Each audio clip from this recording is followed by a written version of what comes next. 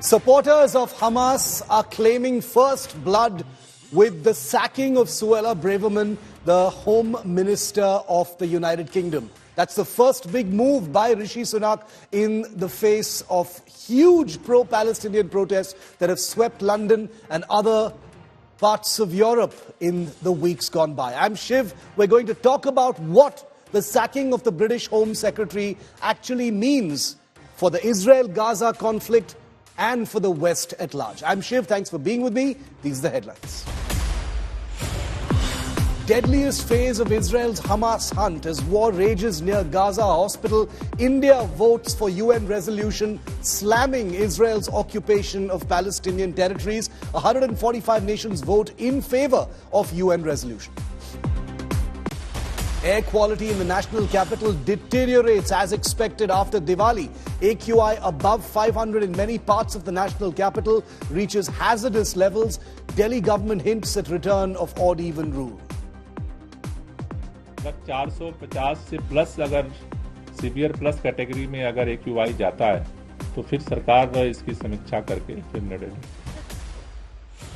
Politics erupts over pollution once again between AAP and BJP. Delhi government blames firecrackers for pollution, says BJP inciting those in the capital to burst crackers. BJP hits back, calls Aam Aadmi Party's statement shameful and anti-Hindu. Prime Minister Modi hits out at Chhattisgarh Chief Minister Baghel once again over Mahadev betting app allegation. Asks if Baghel sent some money to Delhi. जांच एजेंसियों के छापों में रुपयों के ढेर पकड़े गए हैं. यहां के मुख्यमंत्री के करीबी जेल में बंद है. Race against time to save 40 workers feared trapped in Uttarkashi tunnel collapse. Relief and rescue work on in full swing. Oxygen being supplied inside the tunnel. Workers reportedly safe.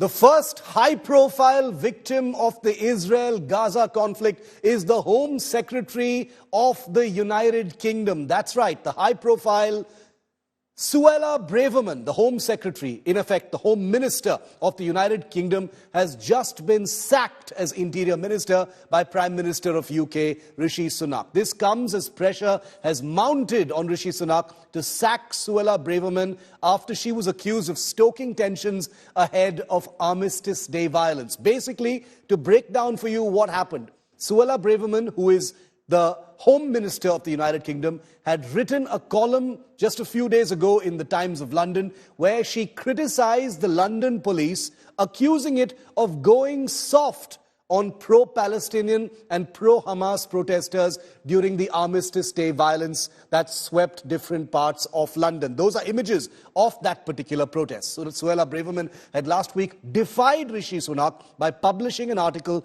attacking the police's handling of a march that took place on Saturday, a march which she described as a hate march. She was criticized for allegedly inflaming tensions. In an attack on the London police last week, she said that the police force was ignoring law-breaking by pro-Palestinian mobs, describing demonstrators calling for a ceasefire in Gaza as hate marchers. She added that the sick, inflammatory and in some cases clearly criminal chants, placards and paraphernalia openly on display at the march marked a new low, and said that anti-Semitism and other forms of racism, together with the valorizing of terrorism on such a scale, was deeply disturbing.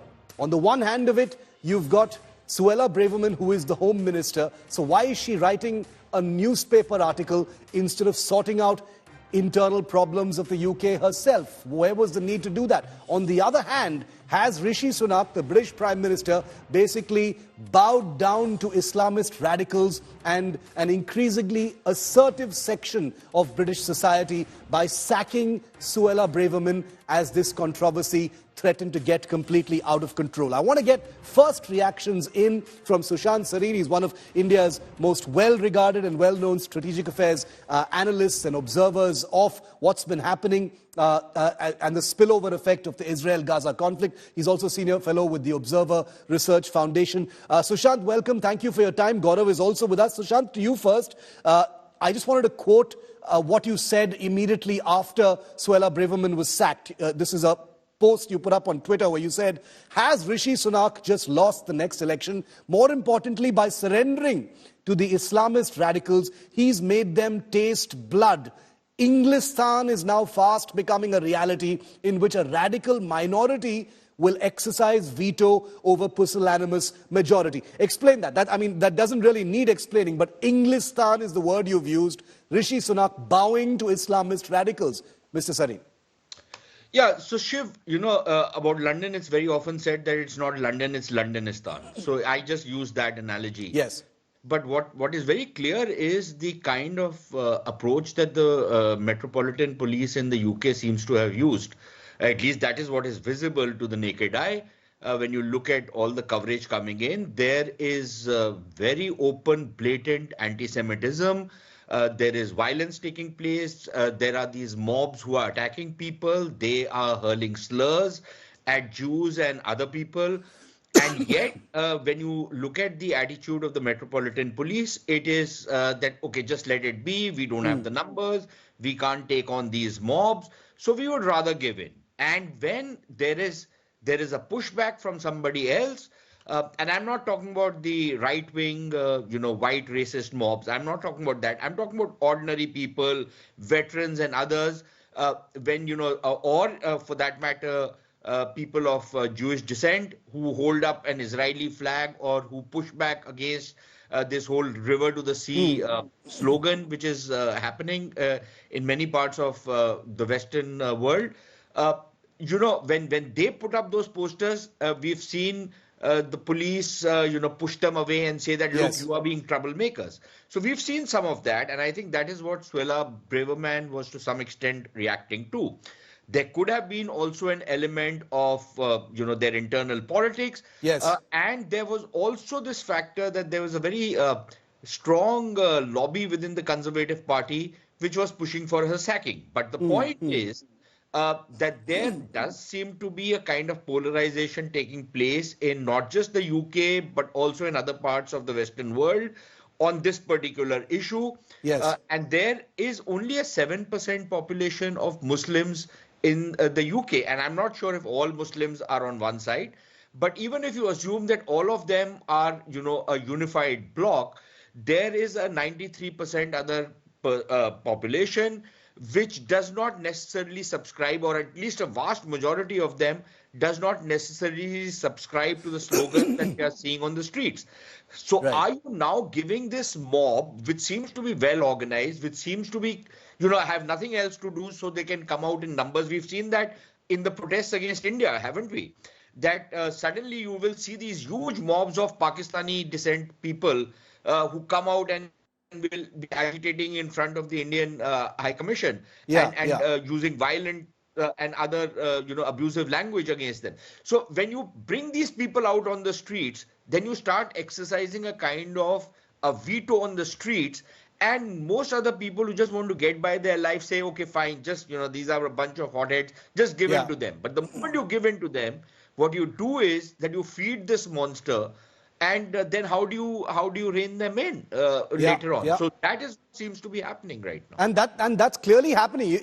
Even a cursory glance, Gaurav, at social media shows that there are so many supporters of the Hamas who are claiming first blood. They're seeing this as a victory. They're saying, it is our resistance and our demonstrations and protests in London and, European capitals that have resulted in this. They are actually seeing this as a victory for, Hamas. And that is dangerous. As Sushant said, you give in once, they smell blood.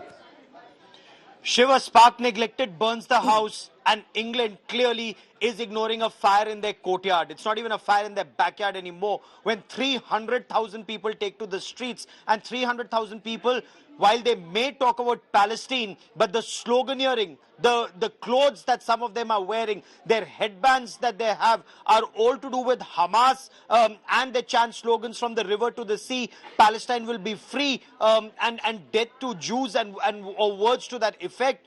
It just goes on to indicate that England is living in very, very difficult times. This is something that Suella Braverman also wrote about in her article, if I may. She said things to the effect: terrorists have been valorized, Israel has been demonized as Nazis, and Jews have been threatened with mass massacre, with further massacre.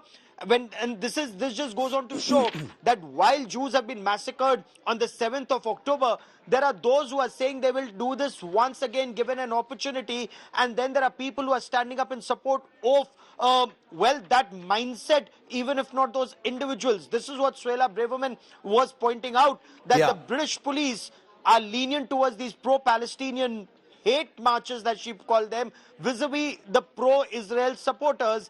This is something that cost her her job.